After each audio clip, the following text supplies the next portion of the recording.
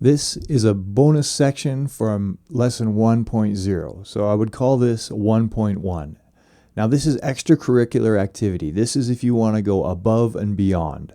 So if this gets overwhelming to you at any point during this video, just sit back, relax, and watch. You can absorb it just by watching, then continue on to the other videos. It's not going to kill you to not understand this right now or to be like, that is way too complicated. Just watch it and come back later. What we're going to talk about here now is creating the minor scale. In the previous lesson, we talked all about the major scale. Well, the minor scale is built off the major scale, just like I was saying last time. So I just have pre-written out the major scale formula, and as a quick review, we've got whole steps between these numbers where you see a line and a half step where you don't see a line. So the formula for a major scale: whole step, half step, whole step, half step, and then repeat.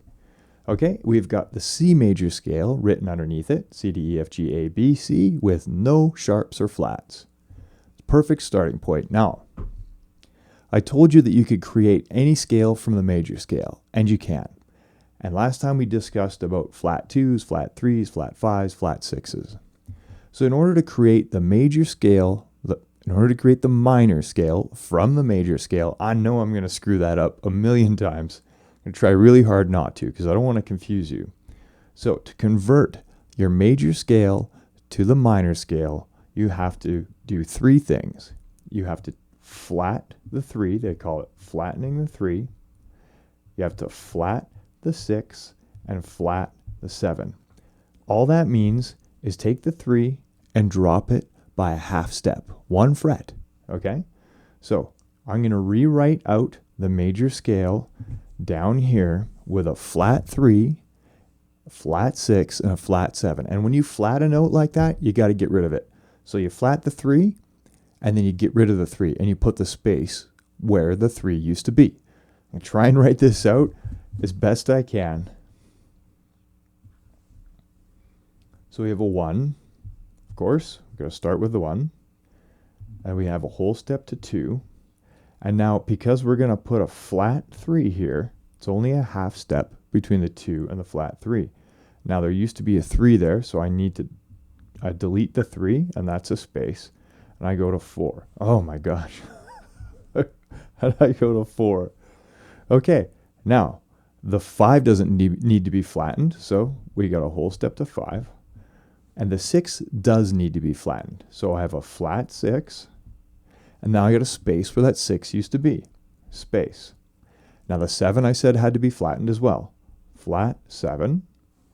And now there used to be a 7 there beside it, right? So we got to put a space where the 7 used to be. And now we're back to 1.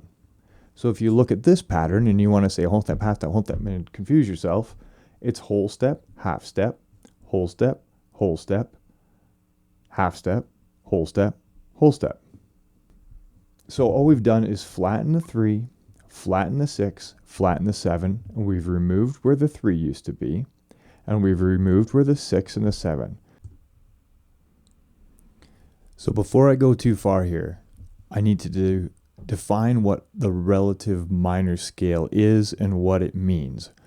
What a relative minor scale is you look on the circle of fifths dial here, the relative minor scale of C major is A minor. And just because you probably don't all have one of those circle of fifths dials yet, we're going to look at a standard circle of fifths poster. So the relative minor for C major is A minor, okay?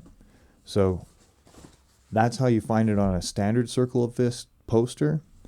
And in our case, we're going to look C major is the same as A minor. Okay, so what is a relative minor scale? So let's just keep it simple. The relative minor scale has the same notes as the major scale.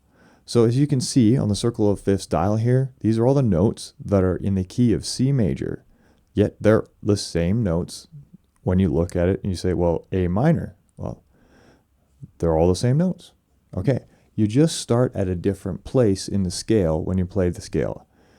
Don't let that overwhelm you. It sounds ridiculous. I know it still sounds ridiculous to say, but if you actually played those notes on the guitar in that order, in the C major scale order, it would sound different to your ear than if you started on A. Trust me, and we'll get there in later lessons.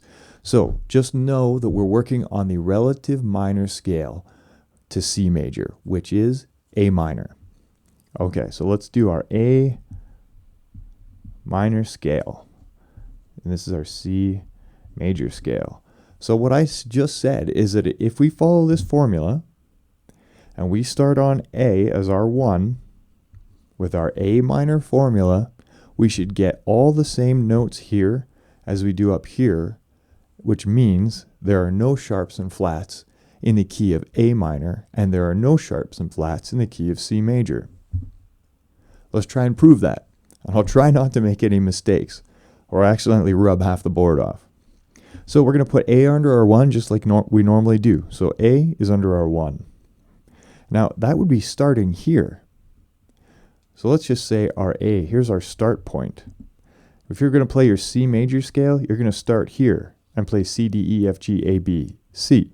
If you're going to play an A minor scale, you're going to start here and play A. Okay, so we've got A under our 1. That is fantastic A. And according to our formula, we need a whole step away from 1 to 2. So what's a whole step away from A? We can look up here and we can say a whole step away from A is B. Or we can look at our circle of fifths dial and look at the 2, which is what we're asking for here. And we can see that is a B. Okay, looking good so far. Now we need, according to the formula, we need a half step away from B. A half step away from the 2 is a flat 3. So a half step away from B, half step list, we know that's going to be a C. So the other way to do it is look at the 3, and it's a C. 2, 3. So we got 1, 2, and 3. So our 3 is a C. Now the next thing we need is a whole step away from our C in order to maintain the formula, right? So we're here at the 3. So underneath the 4, you see 4 here, it's a D. Okay, well let's check up here. Does it work up here? What's a whole step away from C? Whole step away from C is D. So our 4 is a D. Well, what's our 5? Our 5 is a whole step away from D. What's a whole step away from D? It's E. What's the 5 on our circle of fifths dial? It's E. E. Okay, everything's working out pretty good so far, except that my writing is getting worse, and I'm rubbing stuff out. Okay, now we need a half step to get our flat 6. Half step away from E, half step list, E to F. Okay, so that's an F. Or look up here. Half step from E is F. Or look here and say it's our 6. Where's our 6 on our dial? Our 6 is, what's wrong with me? There it is. Oops, sorry. F right there. There's our 6, F. Okay, now we need a whole step. A whole step away from F. If we look up here, it's G. We know it's not part of our half step list. And our 7, which is here, says G. So all three things confirm. And then back to the 1. Well, what's the 1? It's an A. Okay, so we've just confirmed. Let's take a look at what we got. A, B, C, D, E, F, G, A. So we went through that whole formula with the A minor formula, and we ended up with the same notes as we did in the C major. That's why A minor is a relative to the C major. Cool, right? I mean, that's pretty neat, I think. So, homework. Don't worry about it. If you've stuck with me this far in the video, and we're only on lesson 2, you know how many people can't actually do that? I've met very many people that could actually sit down and formulate this out. So all I want you to do for your homework, I just want you to realize that, number 1, there are minor scales, there are relative minor scales to major scales. And you can use your circle of fifths dial, or you can use the circle of fifths off the internet to find your relative minors to major relationships. And know that the notes are the same as we saw here, in the relative minor as they are in the major. So that means the only difference is where you're starting to play them from. This one you started on C, and this one you started on A. But in order to make that work where there are no sharps and flats, you had to use the minor formula. Okay, I think that's probably enough for one video. If you're still with me, an awesome, good job. Thanks for watching the addendum to lesson 1. I realize that these topics might be a little bit more advanced than what you're looking for, considering we're still in lesson 1. But I just figured if you're an advanced person, you want to get a little bit more ahead of the game, this might be nice to know. So for now, if you didn't get it, don't worry about it. If you watched the whole video, I'm sure something stuck, and later on, you're going to be like, oh, that's what he was talking about. So trust me, stick with it. You can do this. So like and subscribe to the channel. Post something in the comments if you want. Ask me a question, and I'll try and get back to you.